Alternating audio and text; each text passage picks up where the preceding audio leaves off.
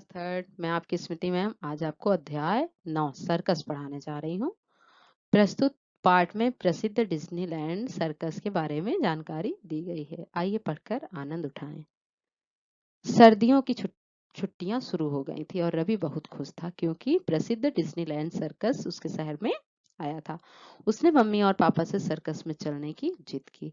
यानी सर्दियों की छुट्टियां विंटर वेकेशंस जो होते हैं वो शुरू हो गए थे और इस बात से रवि बहुत खुश था क्योंकि उसके शहर में प्रसिद्ध डिज्नीलैंड के सर्कस आए हुए थे, तो इसलिए उसने अपने मम्मी पापा से सर्कस में चलने की जिद की। 24 दिसंबर की शाम रवि अपने मम्मी पापा के साथ रामलीला मैदान पहुंच गया जहां पर सर्कस लगा हुआ था। सर्कस एक बहुत विशाल तंबू में लगा हुआ था जो बिजली की रोशनी से चलाया गया था। चमकीली झालर सर्कस के तंबू के चारों तरफ लगाई गई थी और दर्शकों की एक विशाल भीड़ वहां मौजूद थी। तो सर्कस रवि कब गया था? 24 दिसंबर की शाम। कहाँ? रामलीला मैदान में पहुंचा और वहां सर्कस लगा हुआ था। सर्कस बहुत बड़े विशाल तंबू में था जो कि बिजली की रोशनी से जलाया गया था। चमकीली झालर सर्कस के तंबू के चारों तरफ लगाई गई थी और उसमें दर्शकों की एक विशाल भीड़ मौजूद थी। ये देखिए सर्कस। शाम का समय था। सर्कस का दूसरा शो 6:30 बजे शुरू हुआ। तंबू में कलाकारों का एक समूह आया। उन्होंने अपने करतब एक बड़ी रस्सी पर दिखाए और एक साथ हवा में कलाबाजियां दिखाई। यानी शाम का समय था। सर्कस का जो दूसरा शो था वो 6:30 बजे से शुरू होता था, इसलिए शुरू हुआ। 6:30 बज चुके थे। तंबू में कलाकारों का एक समूह आया। यानी उस तंबू में कलाकारों का एक समूह आया। उन्होंने अपने कर्तव्य एक बड़ी रस्सी पर दिखाया और एक साथ हवा में कलाबाजियां दिखाई, यानी कई तरह की कलाएं दिखाई। उसके बाद रिंग मास्टर और 3 शेर आते हैं। वे शेर दहाड़ रहे थे। वहां पर बैठे रवि और अन्य बच्चे शेर की दहाड़ सुनकर सहम गए। शेरों ने जलते हुए गोले में से छलांग लगाई। रिंग मास्टर की आज्ञा पर शेरों और एक भेड़ ने एक ही बर्तन में पानी पिया।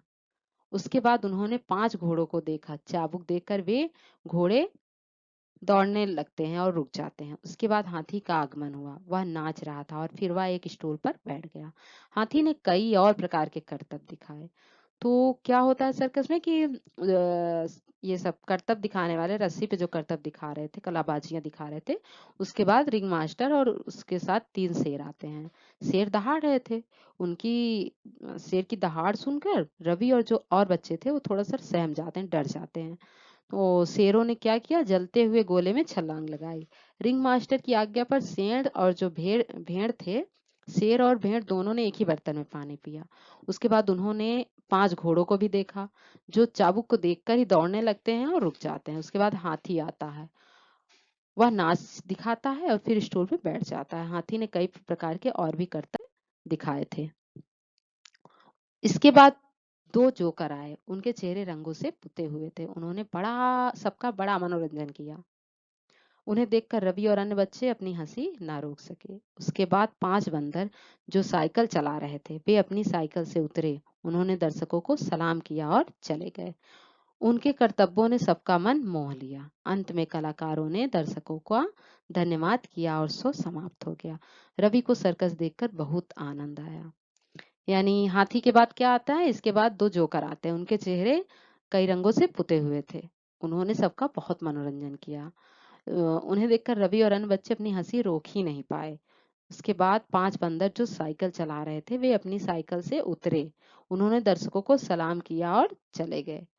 उनके कर्तव्यों ने सबका मन मोह लिया। अंत में कलाकारों ने दर्शकों को का धन्यवाद किया और शो समाप्त होता है। रवि को सर्कस देखकर